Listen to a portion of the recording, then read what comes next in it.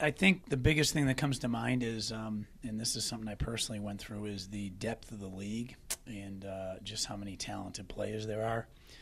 To the point where there were 3 or 4 guys I didn't get onto the ballot from other teams that I thought were worthy of it.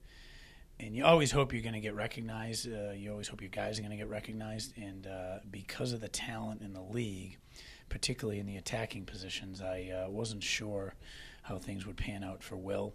And I thought with Corey being a rookie, didn't quite expect him to get recognized from an all-conference standpoint. And then Eric, what people forget is the Marquette goalkeeper and Georgetown goalkeepers were both goalkeeper of the year last year, co-goalkeepers of the year. So that was a tough challenge for Eric to muscle his way in there, but I certainly think his body of work spoke for itself. He had a great senior year. People forget he allowed 9 goals in his first 3 games, so he really bounced back and made some changes. And as far as Will Walker goes, a 4-year body of work, an all-time great, one of the top, probably 5 or 6 players ever to play here. And I thought him getting a unanimous nod really spoke for itself, and I was really pleasantly surprised to see that. And in the case of Corey Brown, another guy who I think we're going to talk about when he's a senior as being one of the best guys to ever come through here, and a guy who really changed our program from a defensive standpoint. So that is nice. Leading the league in all rookie nods is nice. I think it's a testament to our recruiting and our freshman class. And again, I thought Creighton's staff did the best job of making their team much better than they were a year ago. And I thought our staff did the best job of getting the most out of our pieces and our team. So I think it's a pretty fair and even, claim for the coaching staffs of the year.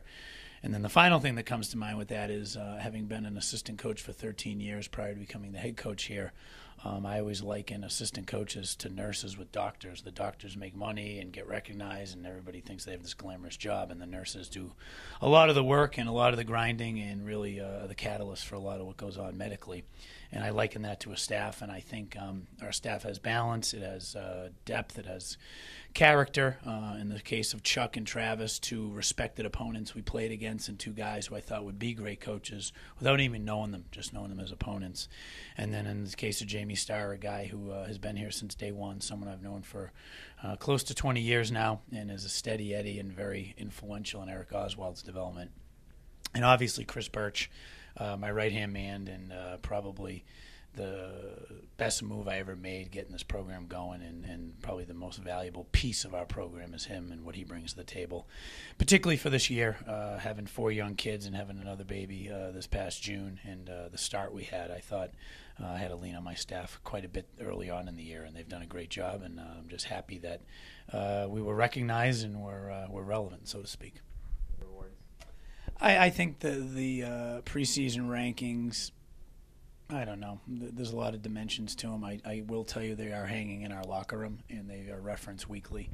And each coach has been referred to by our captains before each game as a voter from August. So I think they have served as a motivational component. But, I thought last year, people forget we came 1 point from winning the Big East Championship. And over the last 2 years, we have the most wins in total points in the Big East. So we've quietly been amongst the top programs from a statistical standpoint. But if you think of Nick Hagland being a top 10 MLS pick and Matt Walker playing for Columbus, Juno DePauli just signed to go to Denmark, and the rest of that senior class who were mainstays, 4-year players and guys who put us on the map.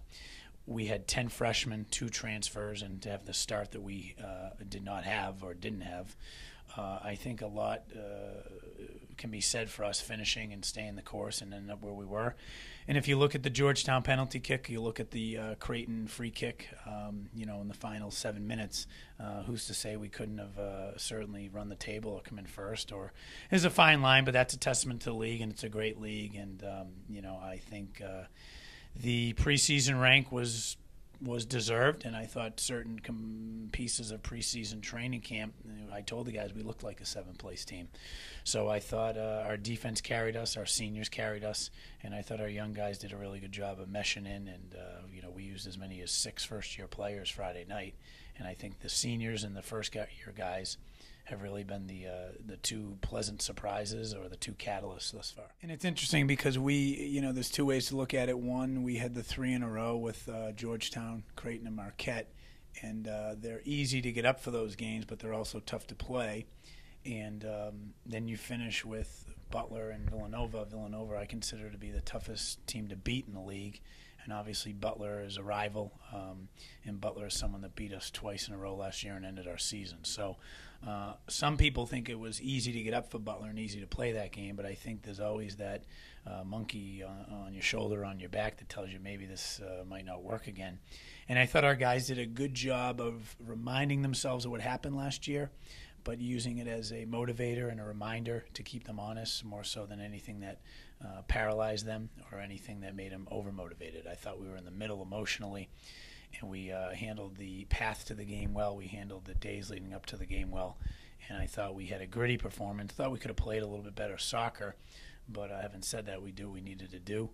And, now this team, to me, our theme all year has been be consistently good and occasionally great, and I can't think of maybe 2 or 3 times where we've been great. We've just been consistently good in all components of the game, and mainly our day-to-day approach and our attitude, and I think that's really what's allowed us to put ourselves in this position. The first couple days here we've talked about us and worked on things that we wanted to work on, which when you get in a 2-day turnaround scenario, which we've been in for the better part of the last month, you don't really get to work on yourself. You really are working a lot on the opponent. So it's nice to, have a week to get ready, but I think right about this afternoon we started realizing that we're itching to play a game again. The tournament itself is an honor. To be in the Final Four is a wonderful thing, and I think to not play Tuesday and get a bye after playing Tuesday last year is something that's really appreciated and well-deserved. The final piece that I think the people in the league know and the people that are on the teams know, going to PPL Park and MLS Stadium, I think a soccer-specific stadium, a newer stadium, and the experience our guys will have to play there, to be part of it, hopefully be on national television in the conference final, and obviously to continue to play for a seed in the NCAA tournament, a berth in the NCAA tournament, a Big East championship. There's all sorts of things to play for, but I think we want to make sure we smell the roses and embrace the opportunity we have. And I think being able to go to PPL Park is something we talked about. Getting to Philadelphia was one of our goals. And, we had a kind of a cheesy theme all year. Our PPL will get us to PPL, meaning our people will get us to PPL. And I think our people and their personality and their, approach is really what allowed us to get there more so than the players we have. And I'm really proud of the group.